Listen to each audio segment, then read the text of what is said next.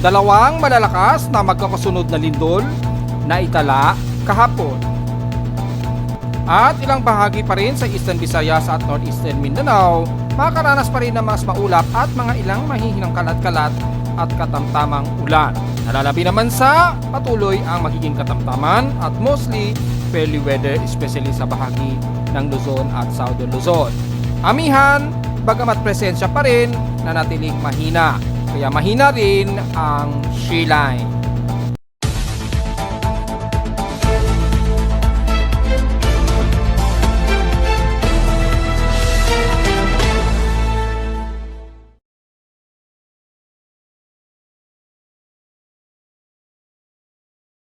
Hello, good morning mga folks. Welcome po muli sa ating daily weather bulletin at analysis para sa araw ng Martes, January 21, 2025. Ang oras sa ating boss may maga, alas 10:48 na ng umaga.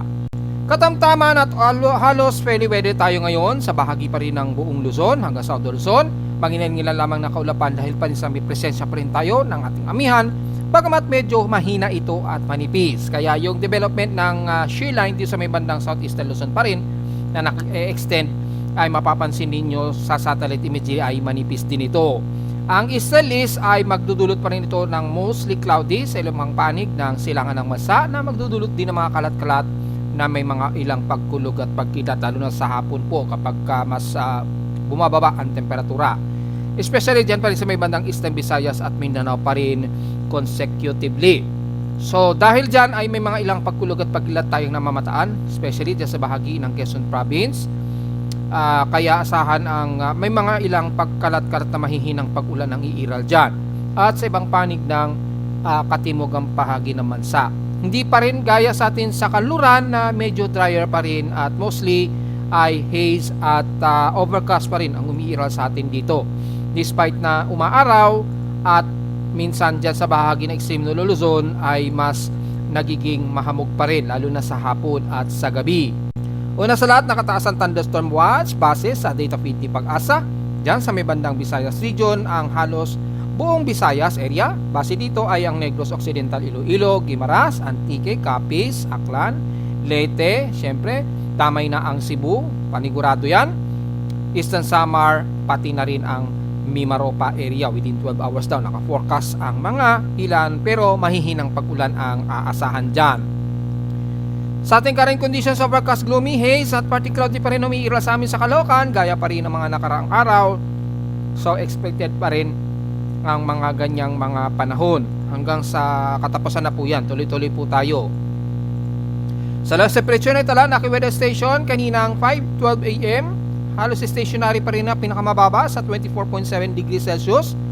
So mukhang wala akong maitatala na mas mababa pa sa 23 degrees Celsius ha. Mukhang yun na ang pinakamababang temperatura sa amin sa Caloocan. Tingnan na lamang natin. At pinakamataas na na aming temperatura naman since kahapon, nakapagtala kami ng highest of 30.4 degrees Celsius na. Kahapon ito ng hapon at 3:19 PM. Ibig sabihin, manatiling mababa ang heat index at 38 degrees Celsius sarado ang aming init pandama sa Caloocan. So expected dyan sa iba't ibang panig pa rin na Metro Manila na ganyan ka-comfortable pa rin ang temperatura. Kung itatabi naman natin sa peak extremes in past 24 hours, sa Zamboanga Peninsula pa rin ang nangunguna na may 34.6 degrees Celsius na pinakamataas na air temperature sa kanila. So medyo mainit, mas humid at mainit sa kanila. At sa Baguio City naman bumaba pa sa pinakamalamig na temperatura na 14.8 degrees Celsius ang lowest temperature sa kanila. Inaasahan yan sa bahagi pa rin ng Benguet, mga around 12 degrees Celsius po ang pinaka-lowest temperature niyan pag binagbasehan natin ang Benguet, especially dyan sa La Trinidad o Atok Benguet.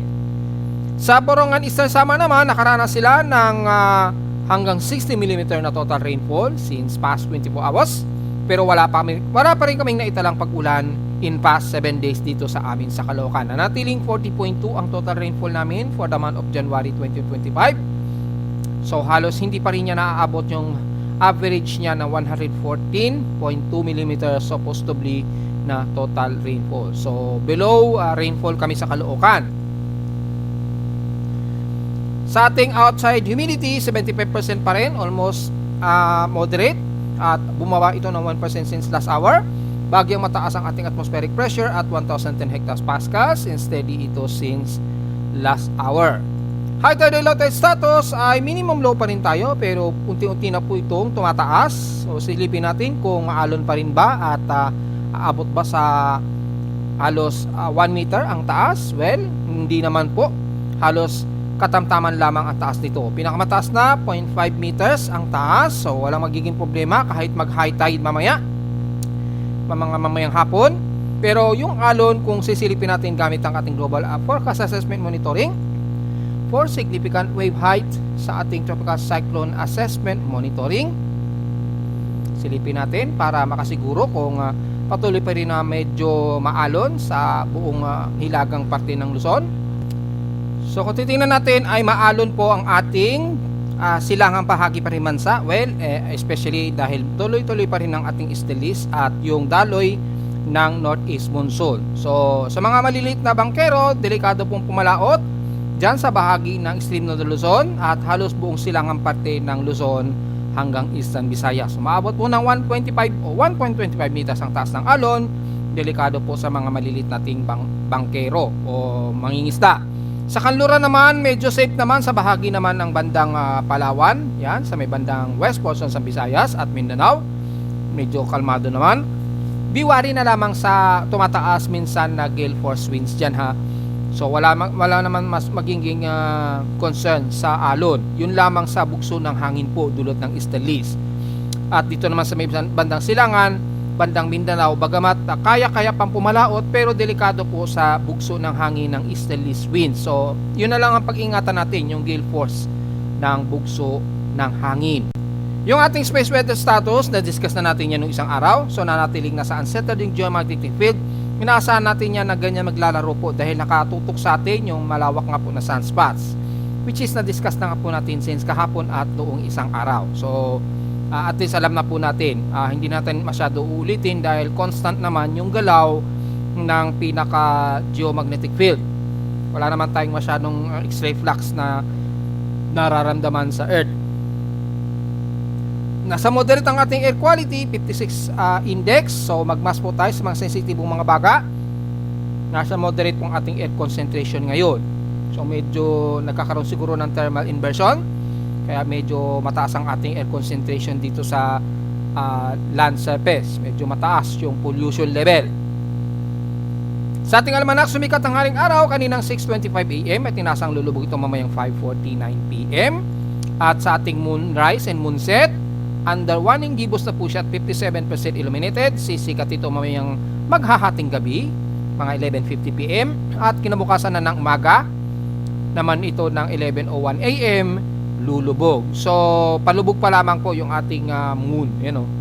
Nasa 1 degree elevation pa lamang. Pa-moonset pa lamang siya ngayon. Ngayong mag-alas 11:50 pa po siya totally mag-moonset. So, papalubog pa lamang po. Ayan o. Makikita pa yan sa pinaka-lowest horizon kung hindi masyado maliwanag sa inyong paligid dyan. Sa may bandang western horizon. Sa ating local weather outlook para ngayong Martes at Miyerkules. So, gaya ng forecast natin kahapon, partly cloudy tayo sa maghapon.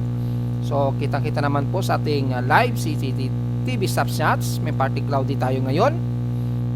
At makikita natin na mga ilang partially cloudy at walang naka-forecast na chance ng pag-ulan o percentage na uulanin. So, mababa na magkaroon tayo ng chance ng ulanin sa Metro Manila. Bukas, ganun din, partly cloudy ang maghapon. Pero may maliit na chance na pag-ulan, isolated ito at 3%. Highest and lowest temperature expected maglalaro 29 to 30 degrees Celsius. And lowest temperature expected maglalaro sa 25 degrees Celsius. So diretso agad tayo sa tingin gamit na satellite. Hindi makikita natin sa pinaka-infrared rainbow. Halos wala naman masyadong malawak ang pag-ulan. Mangilan-ngilan lamang, especially sa bandang silangang parte ng Visayas. Bunsod pa rin ng medyo trough ng boundary ng shear line, lalo na sa may bandang southeastern Luzon. Bagamat manipis lamang ito, ay yung water vapor lamang ang mostly na magpapaulan dito sa bahagi pa rin ng silangan ng Visayas at northeastern part ng Mindanao. Magsisimula muna tayo sa bahagi ng Northern Luzon. hanggang Southern Luzon, katamtaman po lagay ng panahon natin, mostly fairly weather, lalo na sa kalurang bahagi. So hindi na natin masyado isa-isahin yan. Ang buong northern part ng Luzon sa kaluran, pababa na yan ng Central Luzon, ay mostly fairly weather tayo at katamtaman ng lagay ng panahon. Sa silangan naman ang bahagi ng Apari Cordillera Administrative Region, Cagayan Valley, yan medyo partly cloudy lamang na medyo haze ang paligid dahil pa rin sa ating amihan. Pero yung chance ng pag-ulan, probably mga light drizzle rains lang kung papasok. Pero wala tayong nakikitaan dito na mataas na volume ng water vapor sa buong parte ng Luzon. So magkakaroon man ng mga mahihinang pag-ulan, mostly light drizzle rains lamang. Pababa na yan ng bahagi ng Isabela, Aurora Region, Quirino, and the rest ng Bulacan, kasama na ang Metro Manila at Calabarzon area. Yan, mostly katamtaman tayo dyan, partly to some, mostly cloudy naman ang umiiral sa may bandang Quezon Province, lalo na sa may bandang Quezon Province, sa may bandang Infanta Quezon, all the way hanggang Atimona na yan. Pagsapit naman ng bandang Bicol Region, magiging maulap din, partly to some, mostly cloudy rin, pero mostly katamtaman na lagay ng panahon. Mga ilang isolated lamang na mahihinang pag-ulan ang inaasahan natin sa buong Bicol Region.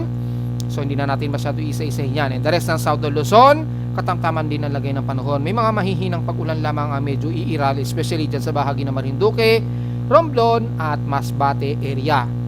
Sa Mimaropa naman ay maaraw at fairly weather naman sa bahagi ng Occidental Mindoro at partly cloudy lamang sa may bandang Oriental Mindoro. So wala tayong magiging komento, mostly katamtaman at fairly weather naman tayo dyan. Kabilang na ang parte ng Palawan na medyo maulap din, especially sa may bandang San Vicente, Coron, Palawan, and the rest hanggang Rojas, Taytay at El Nido. Pero mula po ito Princesa and the rest ng Brooks Point at Batarasa, magiging katamtaman din at mostly fairly weather tayo yan. So medyo maaraw naman, wala magiging problema. Magkaroon man ng mga mahihina o ilang kalat-kalat na pag-ulan sa may bandang Balabac, dulot lamang yan ng surface trap dito malapit sa bahagi nga po ng Malaysia. Yan. So magkaroon man ng pag-ulan dyan, mostly dyan sa may bandang dulo ng Batarasa. So medyo prepare po tayo ng payong. Sa may bandang Visayas naman, gloomy tayo dyan, pero partly to fairly weather naman. Medyo fairly weather naman tayo dyan, lalo na sa buong kalurang parte ng Visayas. Kasama na ang buong Panay Island, Negros Region. Di natin masyado isa-isahin yan. Dahil partly to mostly cloudy lamang. At most moderate naman ang lagay ng panahon natin, kabilang na ang central ng Cebu, Bohol, hanggang dyan sa dulo ng Siquijor. Maulap at mga ilang kalat-kalat na pag-ulan naman ang iiral sa may bandang Southern Leyte, hanggang dyan sa may bandang Tacloban, and the rest ng eastern part ng Samar Region. Mostly cloudy po tayo dyan at mga ilang kalat-kalat na mga ilang light to some moderate rain showers. May heavy rain potential ba? Wala naman tayo nakikitaan according dito sa pinaka-satellite imagery natin. Yan, zoom in pa natin yung ating Himawari 8 at kitang-kita naman may mga ilang heavy rain potential lamang dito sa pagitan ng Maasin, Southern Leyte at dyan sa may bandang Surigao, bandang Dinagat Islands at Siargao Island. May mga cluster po ng mga heavy rain potential dyan. So magdala na lamang po ng payong just in case na kayo ay makakaranas ng medyo malawakang pag-ulan dyan. Ingat na lamang sa potential na pagbaha at wag naman sana magkaroon ng pagguho ng lupa dahil biglaan at cluster po ang buhos ng ulan nito. Kabilang din ang the rest ng silangan ng Visayas, lalo na sa bandang Gian, Eastern Samar hanggang Borongan. At pagsapit naman sa bahagi ng Mindanao, ay bukod sa magiging kalat-kalat na maulan sa parte ng Surigao Region at ilang parte ng Agusan del Norte hanggang Surigao del Sur, ay katamtaman naman at mostly fairly wet at humid ang iiral sa buong bahagi ng Misamis Oriental o halos buong northern part ng Mindanao, pagitan ng Agusan del Norte hanggang dyan na yan sa may bandang Osamis City. Central ng Mindanao, Balay-Balay, Bukidnon, kasama na, and the rest ng Davao Region at ilang parte ng Sorsogon. So mostly humid po at fairly weather naman ang iiral at mas maalinsangan ang mararamdaman ninyo sa parte po ng Mindanao. Kaya asahan po ang mga ilang kalat-kalat pa rin na pag-ulan pagsapit po ng hapon o gabi, lalo na sa bahagi ng Davao del Sur at South Cotabato area. Pero sa ngayon medyo katamtaman, fairly weather at maaraw po ang lagay natin dyan. Mula Davao del Norte ay mula Lanao del Norte kasama na ang Misamis Occidental and the rest ng Zamboanga del Norte, magiging maulap at mga ilang kalat-kalat na mahihina at hanggang katamtaman na pag-ulan na may ilang pagkilat at pagkulog, ang iiral kasama na ang Zamboanga Sibugay hanggang Zamboanga City. Kasama na ang Basilan at Tulusulu sa makakaranas ng mga mahihina at katamtamang ulan. Kaya magdala lamang ng payong lalo na sa mga taga Zamboanga region areas. Pero sa bahagi pa rin ng mga ilang areas ng Davao region, mga ilan lamang na mga isolated rain showers, pero generally ay fairly weather naman tayo dyan at nagiging katamtaman ang lagay ng panahon. Huwag na lamang magbibilad sa tinding sikat ng araw, lalo na sa may bandang Davao City na maaraw ngayong umaga at nitong tanghali. So generally, fairly weather naman ang ating buong bansa, kalimitan, almost 80%. Maliban na lamang sa nabanggit natin sa may bandang Eastern Samar region, sa may bandang Eastern Visayas at hilangang bahagi ng Surigao region na mas makakaranas pa rin ng mga ilang kalat-kalat na may mga pagkulog at pagkidlat ngayong maghapon. Bagamat normal naman ang lagay ng ating West Pacific Basin natin, ay patuloy pa rin tayong iiral ng mga ilang easterlies pa rin na magdudulot ng mga ilang mahihina at kalat-kalat na pag-ulan sa bansa at yung ating hanging amihan pa rin na magpapatuloy until this weekend po.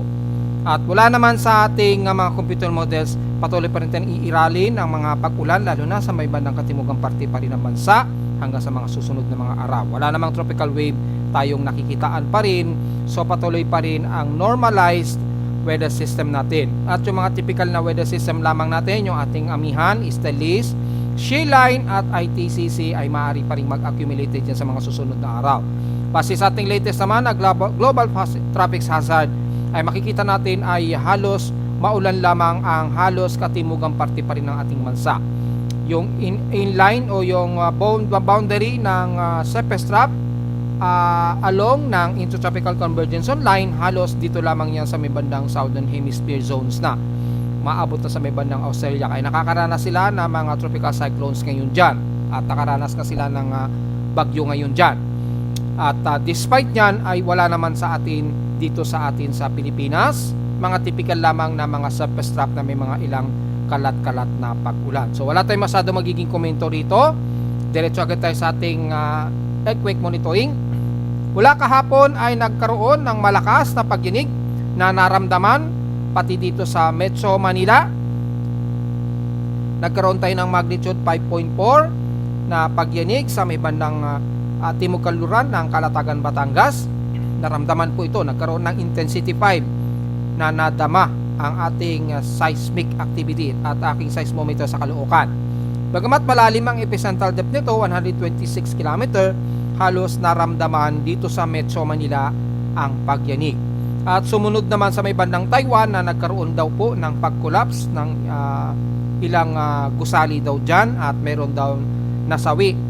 So nakikiramay tayo, hindi natin mapipigilan ang biglaan na mga ganyang pagyanginig. So lagi nating pinapaalalahanan, maging alisto po tayo at susundin natin palagi yung ating earthquake drill na lagi itinuturo ng ating local government units kung paano tayo mag-react sa tuwing magkakaroon ng mga pagyanig. Iwasan po masyado magpanik at kapag matataas ang inyong maggusali ay bumaba po tayo gamit ang mga service stairs. Huwag po tayo mag-elevator. Lalo na't mga matataas na gusali at umexit pa agad tayo at lumayo sa distansya na kung saan ay maaring biglang mag-collapse po ang isang building. Yung pagyanig nito, naganap po ito sa bandang Taiwan po. Yan, kung babalikan natin sa may bandang Taiwan po yung pagyanig. Yan, kagabi po ito at hating gabi naganap. Yan o, sa may bandang south east ng Shanshan, Taiwan. Yan, magnitude 6 po ito. May lalim lamang na 6.6 km, kaya nagkaroon ng collapsing ng buildings. Mababaw pala ito. So nagkaroon ng intensity 5 din na mga pagyanig dyan.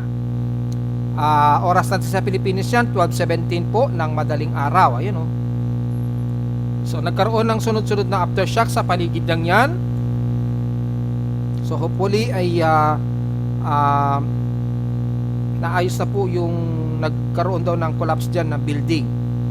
Yan, sa atin. At dito naman sa Pilipinas, naganap po ito kahapon. Yan, bandang mga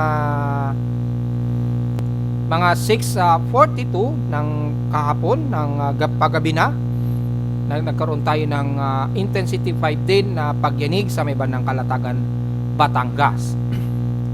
Yun. So yun po ang situation natin na nagkaroon ng pagyanig dito at nagkaroon ng mga sunod-sunod na aftershocks after ng magnitude 5.5 na pagyanig. Kay P-Box, dito naman sa may bandang west part naman yan ng una, Kalatagan, Batangas. Ngayon, binago nila. Naging northeast na ng Lubang Occidental, Mindoro na dahil halos mas malapit na sa may bandang Lubang Island na. Kahapon, malapit lang din sa may bandang Kalatagan, Batangas. So, in-adjust nila yung epicenter base na rin sa mga close cluster ng mga aftershocks. So, base kay P-Box, may lalim na epicentral depth 116 km. 6:42 PM po yan naganap. Ayan, kahapon po yan ang magagabi na may magnitude 5.5. Sa akin naman ay magnitude 5.4 ang measurement ng aking seismometer sa Caloocan. Kaya ramdam yan sa Metro Manila yung naging pagyanig niyan kahapon.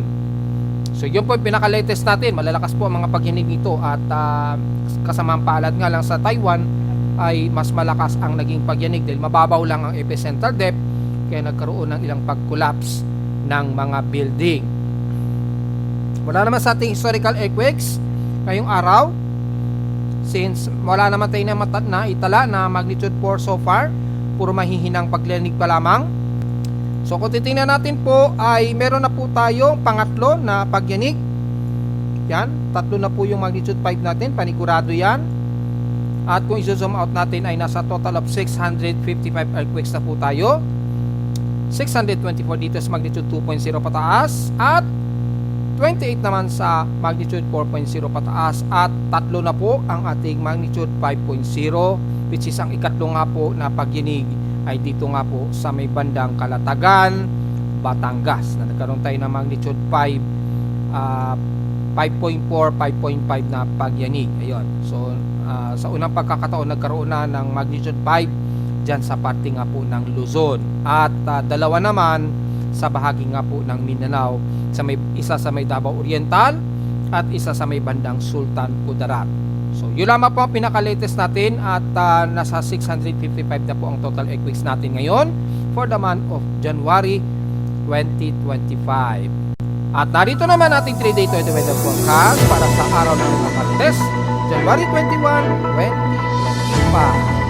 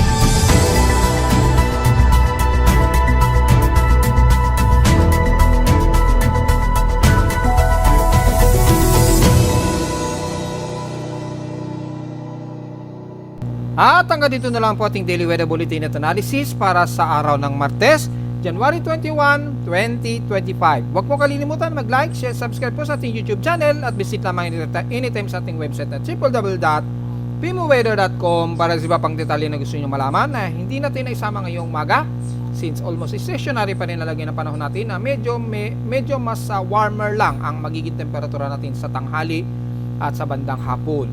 At visit lamang sa ating website sa gustong malaman pa rin ang pinaka-dynamic events mula sa reading mismo ng aking aparato sa Caloocan at sa data feeds mula sa iba't ibang weather agencies. Maraming salamat po mga folks at magandang araw po sa ating lahat.